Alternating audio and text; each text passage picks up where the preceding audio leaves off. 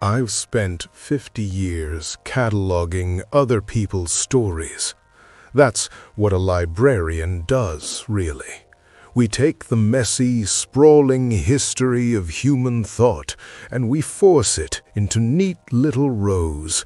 We give it a number. We put it on a shelf. We make sure everything is in its proper place.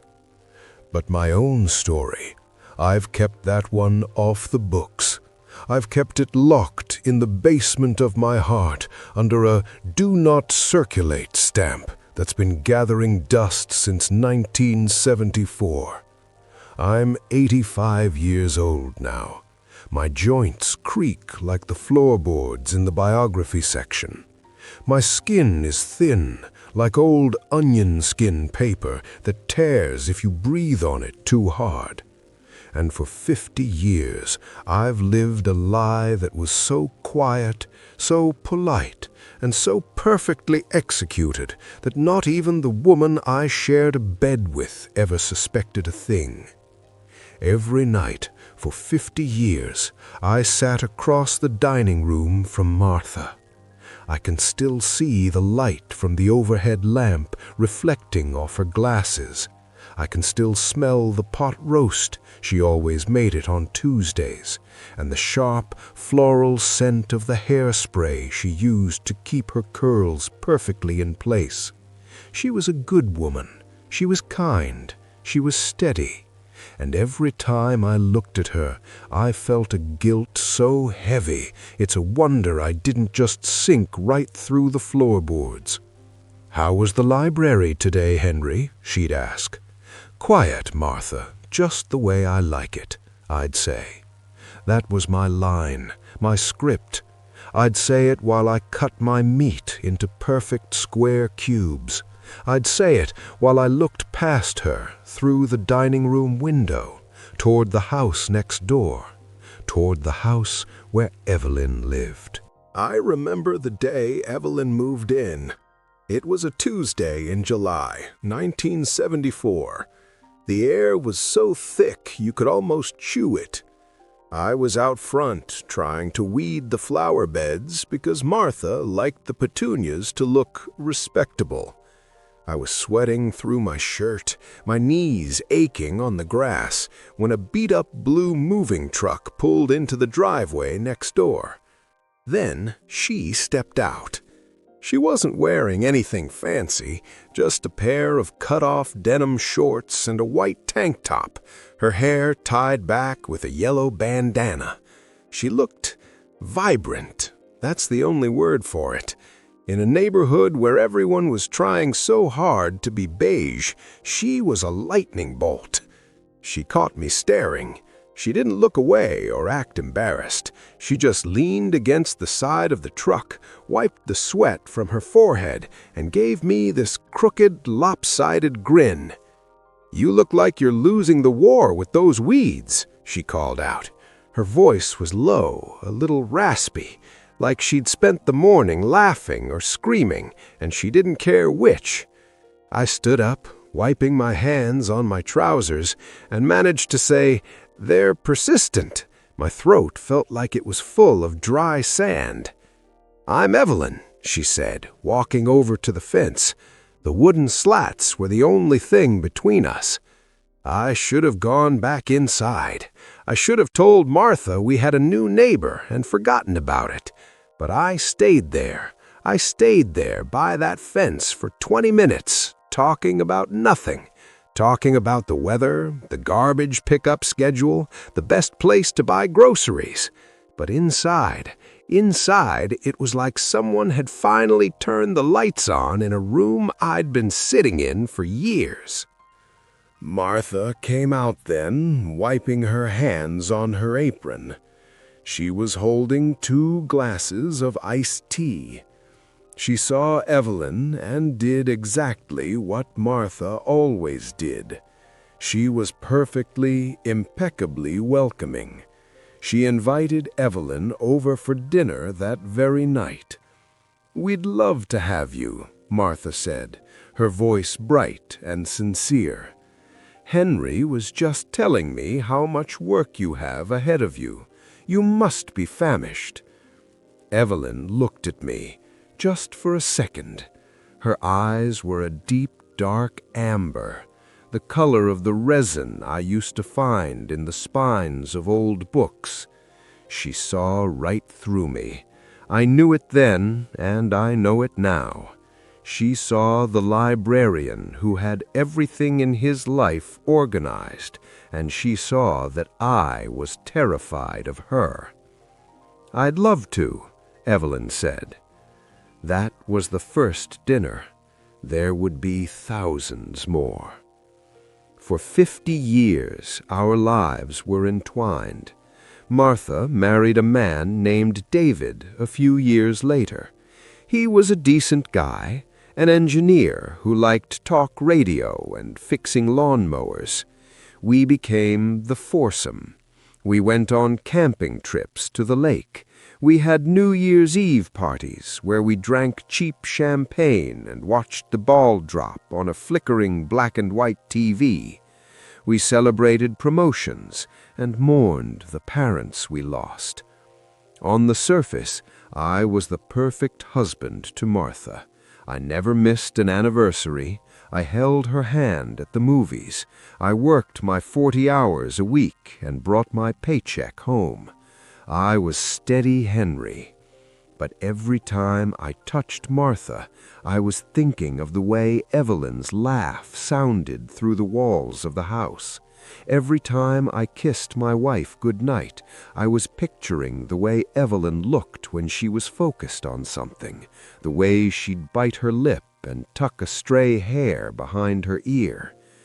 It's a specific kind of torture, loving someone you can see through your kitchen window. I'd be standing at the sink, washing the dinner dishes, and I'd see her in her backyard. Sometimes she'd be hanging laundry. Sometimes she'd just be sitting on her porch swing, staring at the stars. And I would stand there, my hands submerged in soapy water, feeling like I was drowning in my own life. I'd tell myself, "You made a choice, Henry. You took a vow. You're a good man. Good men don't blow up their lives for a feeling." But the feeling didn't go away. It didn't fade with time. If anything, it got sharper. The older we got, the more precious every normal interaction became. A good morning over the fence felt like a secret. Helping her carry a heavy box of books into her house felt like a betrayal. I remember one night, it must have been 1988. Martha was away visiting her sister. David was working late. I was sitting on my back porch in the dark, just listening to the crickets. The air was cool, smelling of damp earth and the neighbor's jasmine. Evelyn came out onto her porch. She didn't see me first. She was wearing a long, flowing robe, and she looked tired. She sat down on the steps and just sighed. It was the saddest sound I'd ever heard. "Evelyn?" I whispered. She jumped a little, then saw me. She didn't look away. She didn't go back inside. "Henry," she said, "you're a ghost tonight." "Just enjoying the quiet," I said. She got up and walked to the fence. We met there in the dark, the moonlight casting long, jagged shadows across the grass. We were so close, I could smell her. She smelled like sandalwood and something metallic, maybe the paint she had been using earlier that day. "Do you ever feel like you're waiting for something, Henry?" she asked. Her voice was barely a breath. "Like you've been standing in a station for 40 years and the train just never comes."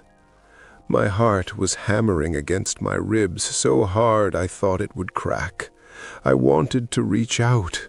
I wanted to put my hand over hers on that fence rail and tell her that I was on the platform too, that I'd been holding a ticket with her name on it since 1974.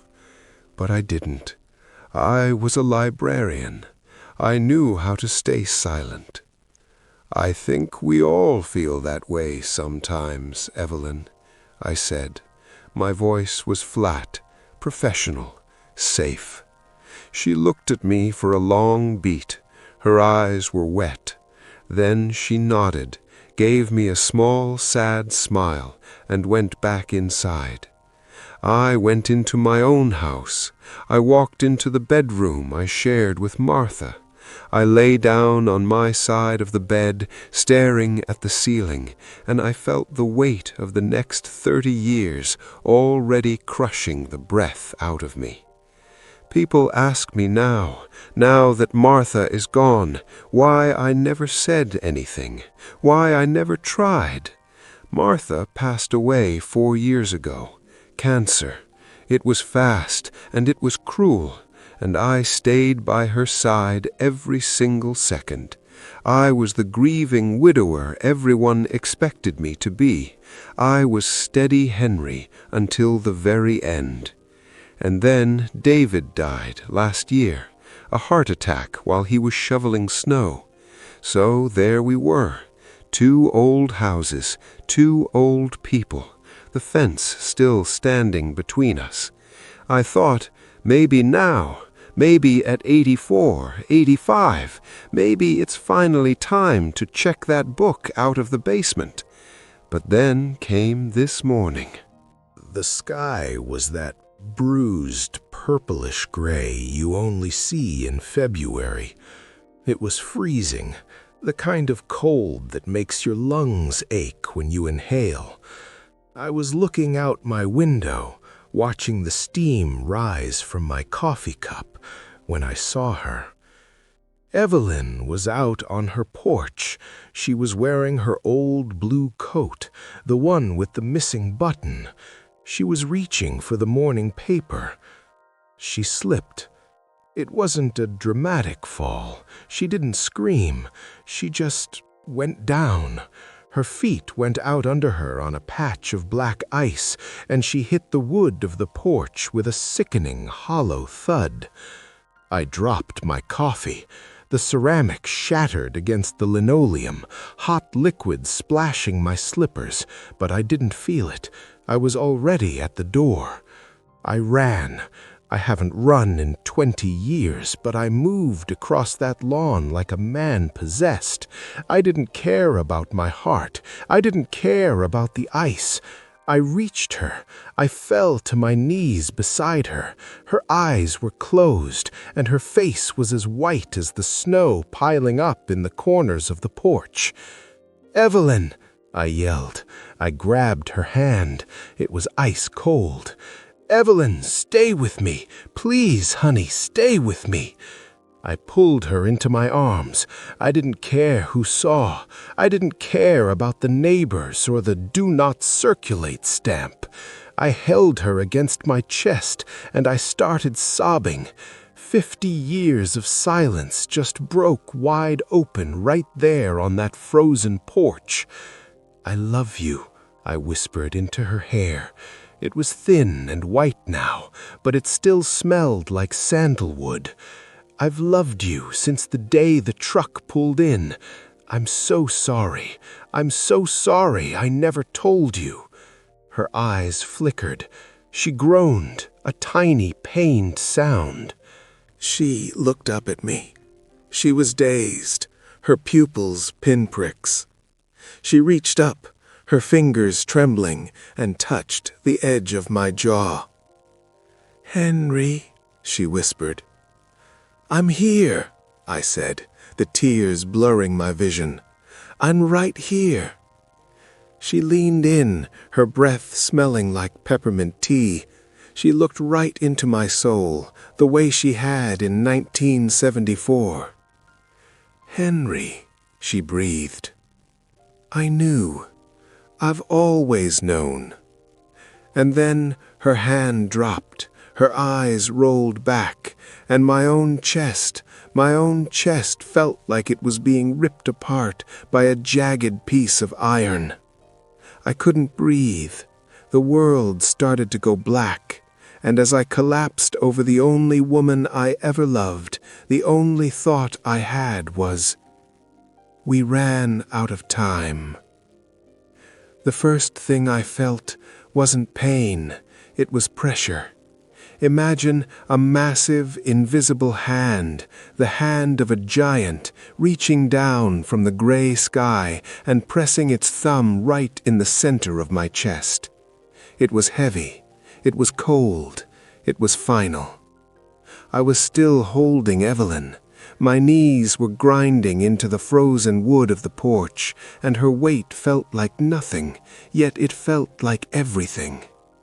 I wanted to scream for help, but the air in my lungs had turned into lead. I could only make this pathetic, wet clicking sound in the back of my throat. Clack, clack, clack, like a broken typewriter.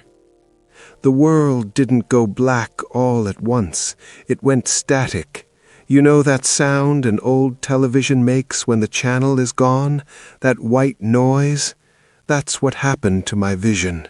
The snow, the trees, the blue of her coat, it all dissolved into a flickering, buzzing gray. Then the fire started. The pressure in my chest exploded. It wasn't a sharp pain. Sharp is a paper cut. Sharp is a splinter. This was a dull, thudding heat that radiated up into my jaw and down my left arm. It felt like my veins were being filled with molten wax. I'm dying, I thought. I'm 85 years old, and I'm dying on a porch in February, holding a woman isn't my wife. The irony wasn't lost on me. I was a librarian. I spent my whole life making sure stories had a beginning, a middle, and a proper end. And here I was, ending my story in the middle of a sentence I had waited 50 years to finish. I knew, she had said. Those 2 words were more painful than the heart attack. They were a knife. If she knew, then what were we doing for 50 years? Why were we sitting at separate tables? Why were we waving over fences? If she knew, then every good morning was a lie she was participating in too. We were both prisoners, but we had the keys in our pockets.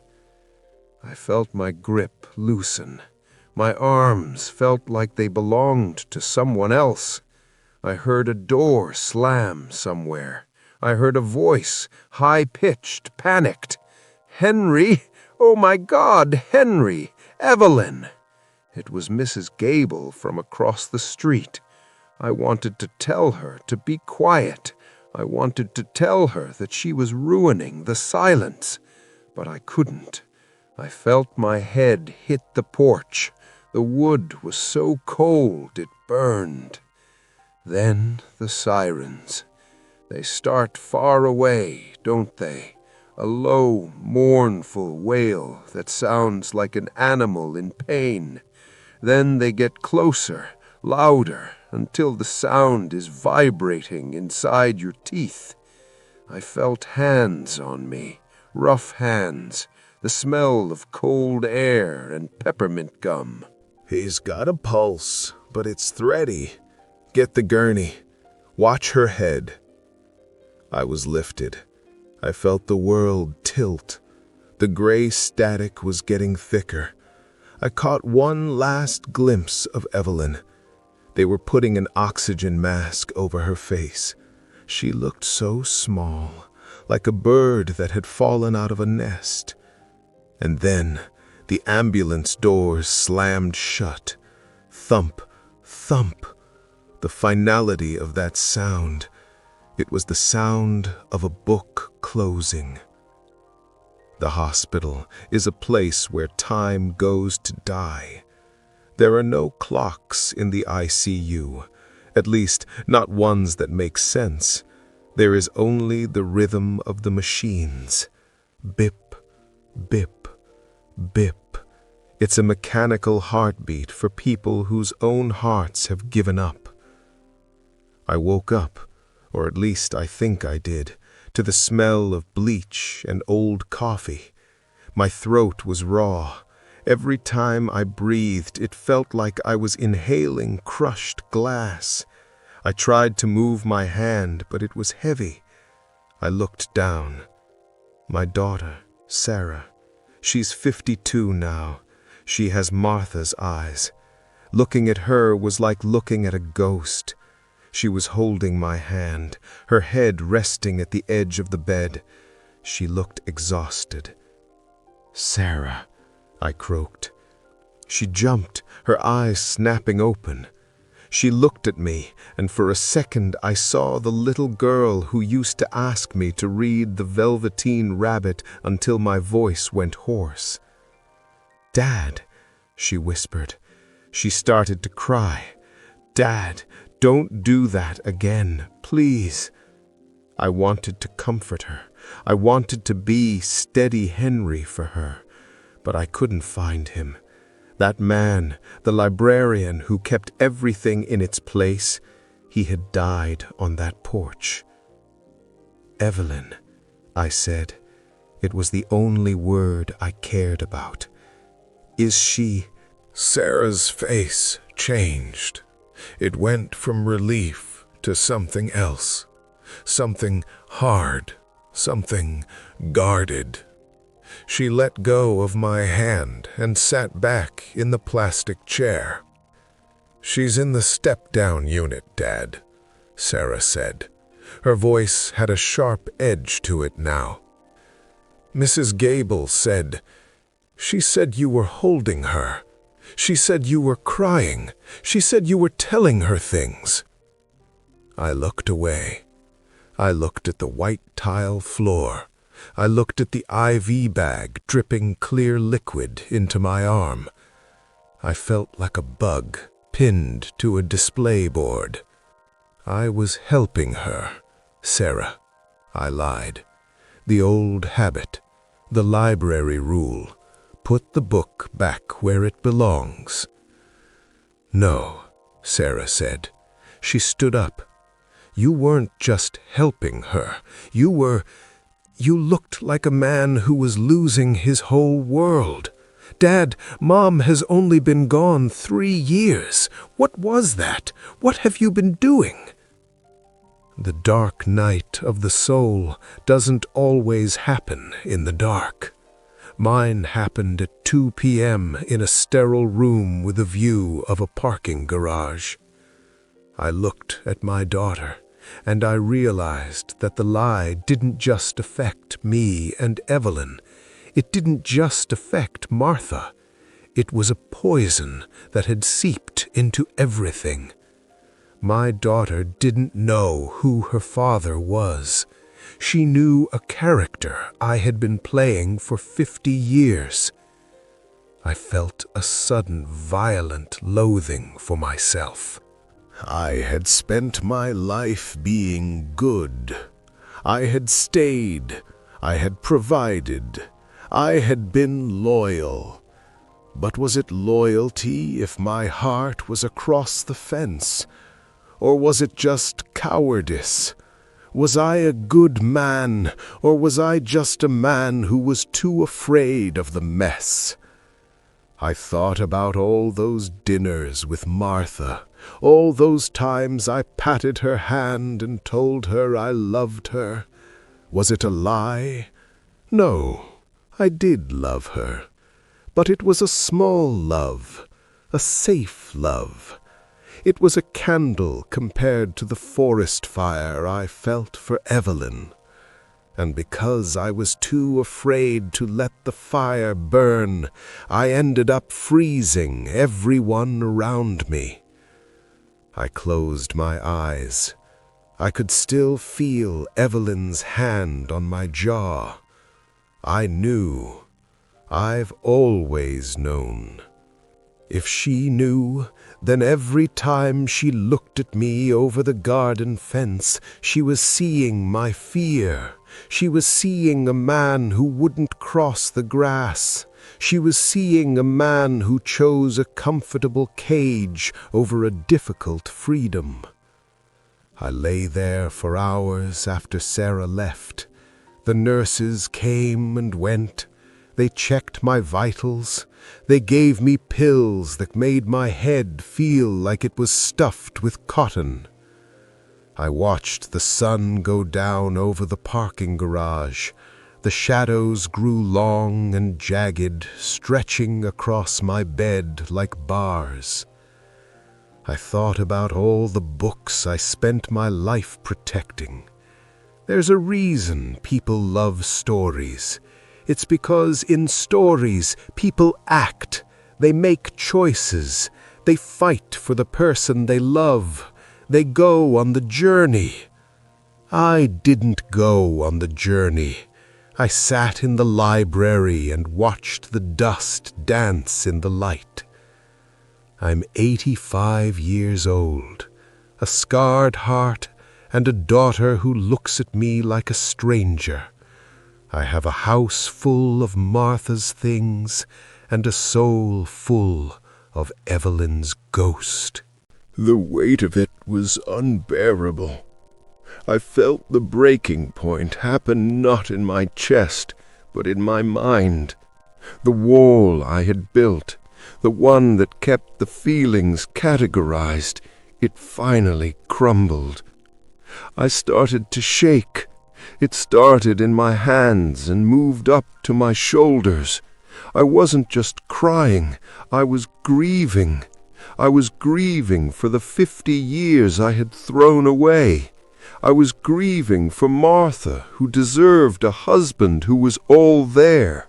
I was grieving for Evelyn, who had waited on a platform for a train that I